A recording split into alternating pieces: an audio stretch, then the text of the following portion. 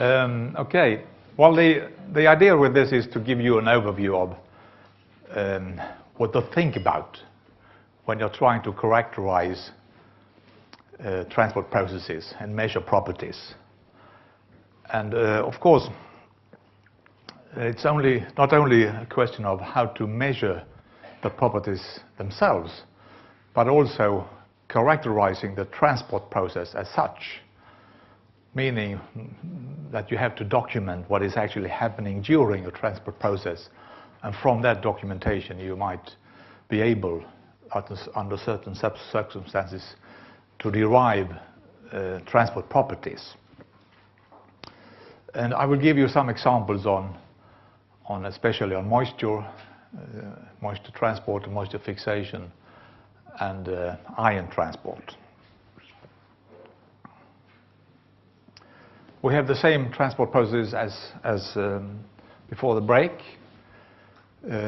but we want to make a quantification or a characterization. It could be a penetration process or an absorption process. It could be a drying, leaching process or an emission process, of course. And it could be something where you have a variation. For instance, drying and wetting, meaning if you are looking into, well, you have to look into hysteresis effects and scanning effects and so on. But a simple way to characterize and measure transport properties would be to simply try to get a flow through like this and measure that flow. Sounds simple, but it could be tricky. So how do you characterize and what to characterize? Well, first you must document your specimen. And Mette talked a little bit about that this morning. And this is equally true and important when it comes to measuring transport properties and transport processes. You need to know what happened with your specimen before you make your measurements. And of course, it's wiser if you think about that before you do something with your specimen, because you must try to avoid certain difficulties, not only document that you had difficulties as an explanation for why you cannot explain your results. So this is a tricky business when it comes to, well, transport processes as such.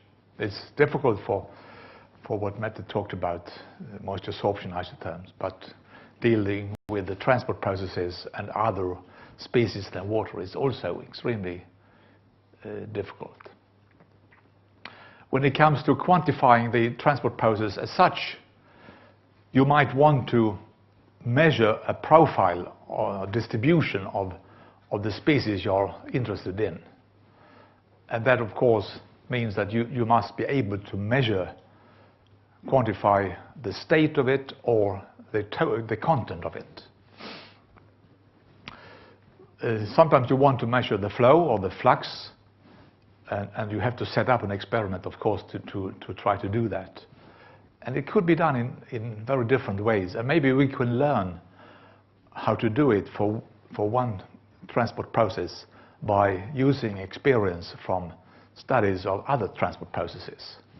Because there are a lot of similarities between different transport processes, and some techniques are common grounds for studying one transport process, but not used at all for others. Simply because we have very little exchange between different types of studies.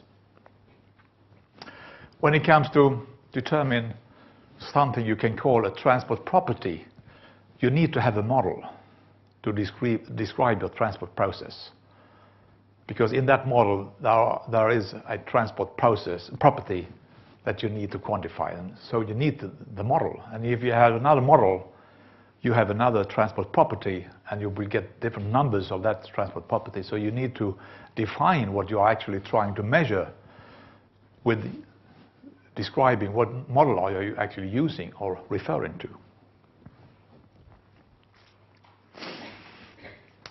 A few words of, well, it will be a lot of difficulties.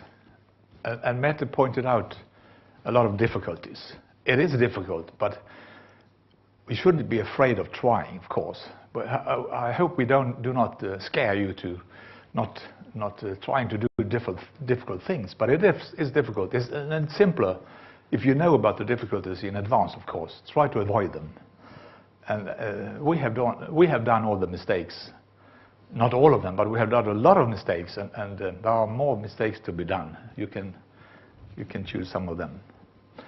But these are some of the problems you have to acknowledge when you're trying to characterize a transport process. First, the material itself as an ingress media. Well, in the model, it's simple. You believe your material is a homogeneous volume. And so far, we haven't got a single model for chloral ingress that considers the inhomogeneity of the material itself. We have very sophisticated chloral ingress models, but none of them includes the skin effect at the very surface and the differences in binder content in the material itself. So there is if you have a cast surface, if you cast a specimen or you cast a concrete structure against a formwork that you have for your specimen or for a concrete surface, you have a skin effect, meaning you have a binder content profile close to that surface.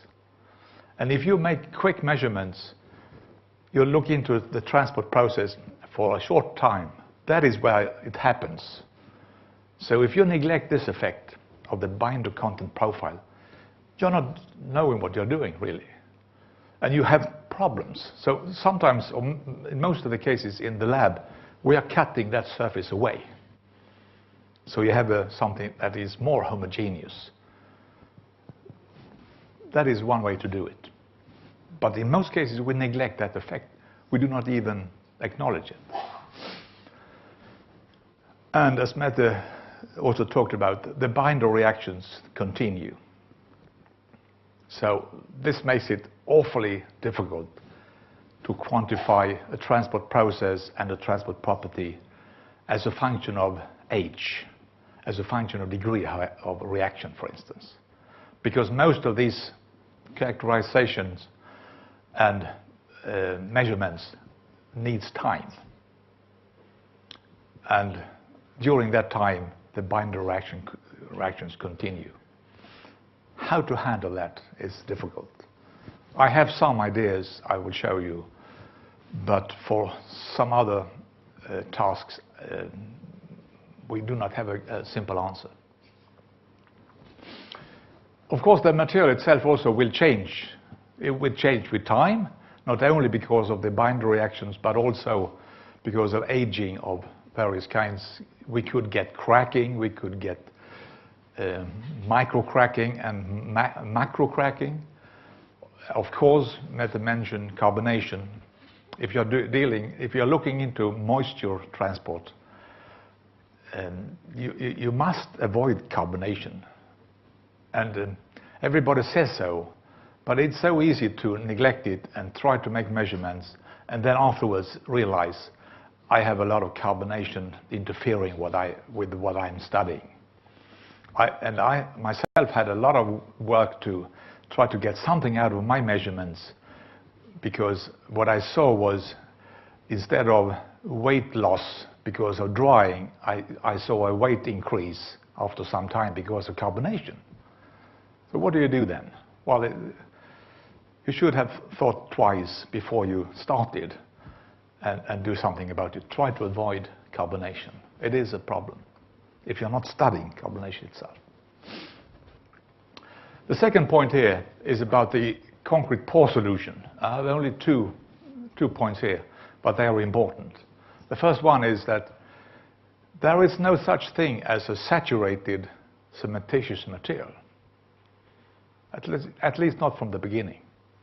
So if you say you are only studying desorption, before you start, your material is already desorbed to some extent because of self-desiccation. So if you produce a specimen and you seal it off, you have a partly emptied pore system after some time. And if you try to supply your pore system with water to maintain a degree, well, a certain high level of saturation, you will have a problem, because most cementitious materials are so dense when it comes to moisture transport that even if you have a supply of water at the surfaces, this supply does not reach in to the core of your specimen. Of course, you might try to use very thin specimens, but you have to acknowledge this and try to see if you really succeeded. And especially if you have low water cement ratio materials, then we have a severe self-desiccation, emptying the system. So it's not easy to, for instance, determine the desorption isotherm all the way from the top.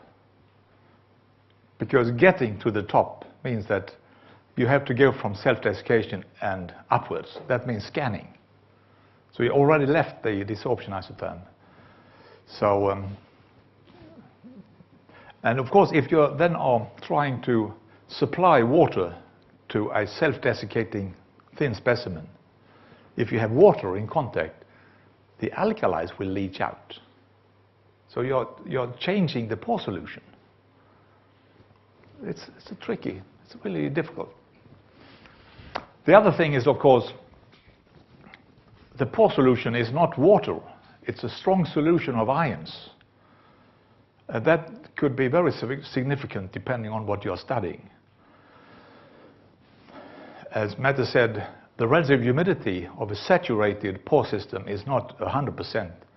It could be 92 or something like that, depending on the solution you have, the alkalis you have, and the water binder ratio you have. So you might end up with a very peculiar desorption isotherm at the top. We think we know what it should look like, but no one ever measured it. I don't know if I have a picture of that, but can I draw it here? We believe that the desorption isotherm, if this is RH, 100%, and this is the moisture content, all the things you have seen here from me and from Mette this morning looks like this. But this one here should look like this. There should be a horizontal part there.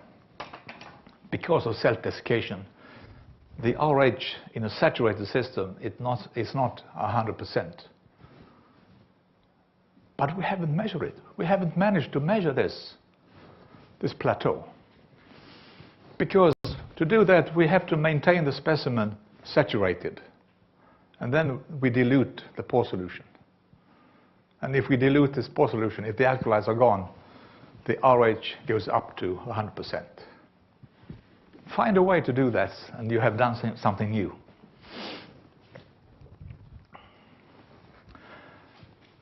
The third point is about the exposure conditions. If you are looking into transport processes that are relevant for a concrete in a structure, you have a lot of things that you have to think about. You have a very much different boundary condition than just the temperature and the humidity. In the lab it's easy to maintain a temperature and a certain humidity of the air. So your specimens are exposed to a well-known temperature and humidity. But what happens in reality could be something quite different, of course. If you expose your specimens to water, and you have to think about what happens with your ions. If you are exposing it to plain water, the ions will partly leach out. And if you want to do something about that, you could usually, well, one way to deal with this is to have a saturated calcium hydroxide solution. That will help some of the leaching of, well, preventing some of the leaching of the calcium hydroxide, but not the alkalis. So it doesn't help to have a pH of 12.5 in a container where you have your specimens, you will still have leaching of alkalis. And this is what happens, of course, in practice, where you have exposure to seawater or rain and so on. You will get leaching. So your surface, or your parts closest to the surface, will have a profile of alkali concentration. And if you're looking into these transport processes, including ion transport and carbonation, you have to face all these things with the pore solution and the solution of the exposure and leaching out, and of course carbonation happening during these varying conditions. When it then comes to the ingress process itself, we have this problem about the different ions. We cannot look into just one type of ion at a time, but we have to acknowledge that the different ions are interacting with each other. And we have a lot of interaction with the matrix. And of course, if we do not control the moisture conditions, we can easily get a convection of ions because of movement of water.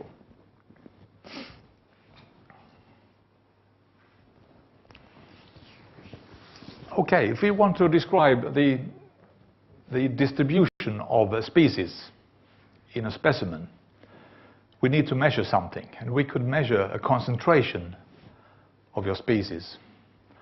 And I listed here all the things you can see in literature of how to quantify the concentration or the content of a species. And sometimes it's not easy to understand what is actually meant with a percent of something. You frequently see percent of this and that, and you have no idea. You can make a guess, but you have no idea really what is meant with percent chloride or percent water and so on. So you have to be careful about how you express your results and well, of course, designing your experiments so you know what you're measuring. When it comes to the content, you have to specify whether it's the total amount you're trying to measure or that is described, if it's only the bound part, or if you're trying to actually express what is dissolved in your pore solution. When it comes to ions, you can talk about percent chloride. You can talk about percent sodium chloride. That's another percentage. You can talk about percent salinity. That's something different. And if you only say percent chloride, you don't know if it's the one or the other of these here.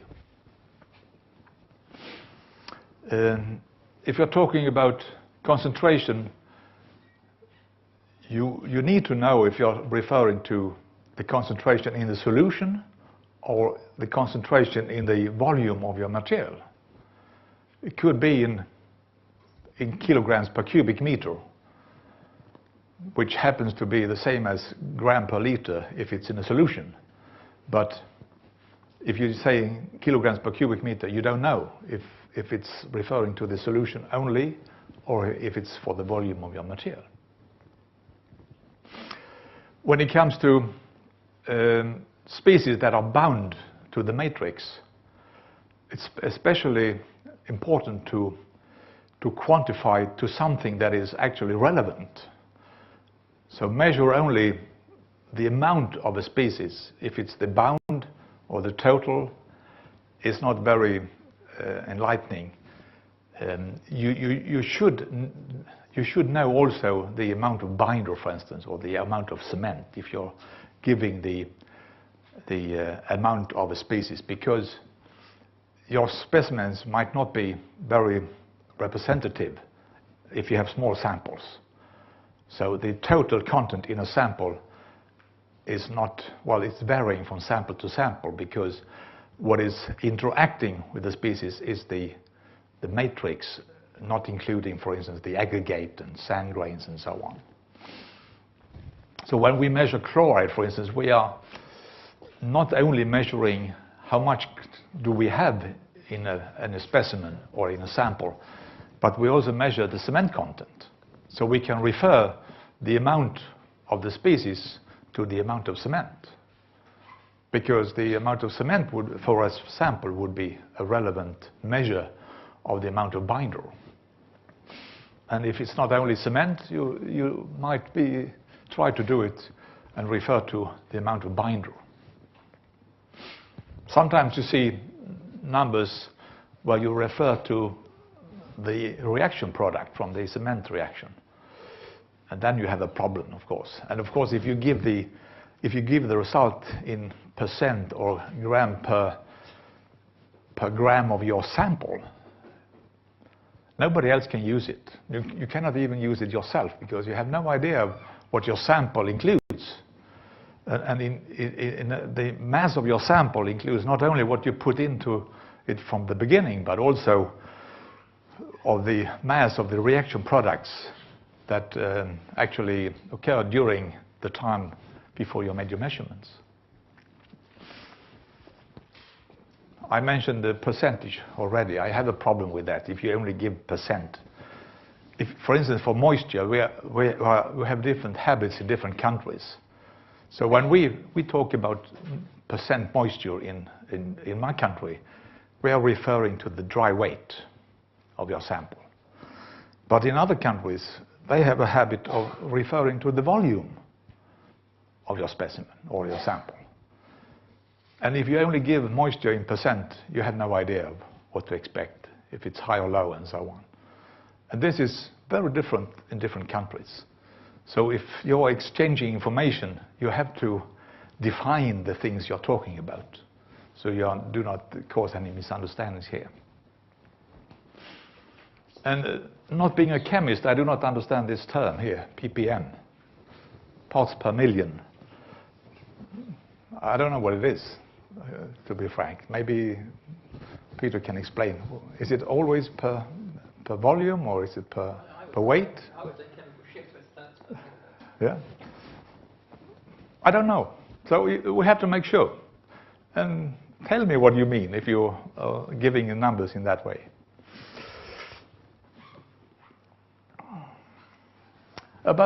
Well, when you measure transport properties, you might end up with a diffusion coefficient. It could be diffusion for moisture, it could be for ions, it could be for a lot of things, it could be for a gas, and so on. And you always end up with a D, and you always end up with a square meter per second, and you always end up with numbers somewhere between 10 to minus 13 and 10 to minus 11. That is where we are for everything except for heat transfer. Heat transfer is quicker than that. So it's something, I think it's around 10 to minus 4 or something like that. But for everything else, it's almost, for moisture, for chlorides and so on, I don't know where you are in the NMR measurement, but you end up there as well. Okay, yeah. So liquid transport in porous materials would end up in 10 to minus 9, 10 to minus 10, something like that. But they could be very different anyway. Even if the numbers are similar and the letter D is used, you could mean very different things with a diffusion coefficient. Sometimes I try to make a division between the diffusion coefficient in fixed first law, where you have the concentration, the free concentration or the state as the transport potential, and the D in fixed second law that I call the diffusivity. The diffusivity is a measure of the rate of change. And that's something else than a diffusion coefficient. A diffusion coefficient is, for me, a measure of the flux you get.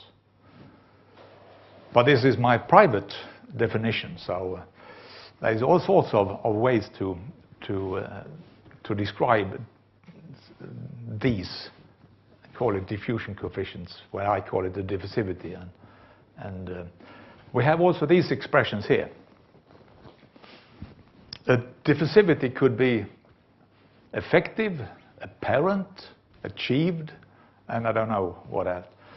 And of course, you need an equation to define what you actually mean with these things.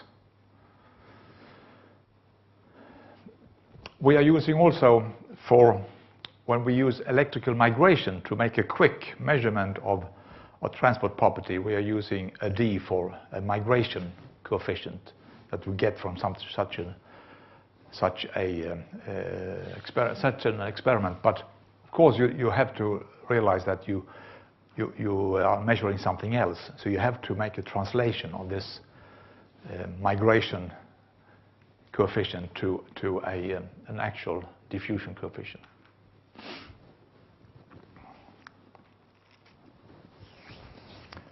Well, if you want to measure the transport properties, I have three types of measurements that you could mean with that, or that you have to deal with, or you could use as alternatives. First, you have to try to quantify the fixation properties. Simply, you could talk about the binding isotherm. How do you measure that? And then when it comes to measuring the transport properties, we have two very different types of measurements. One is trying to achieve steady state conditions. Steady state up. What did you do? It's not there? Yeah, have you got it in your pocket? The area on Monday. Okay. Did something happen here? I didn't do anything. Should I do something?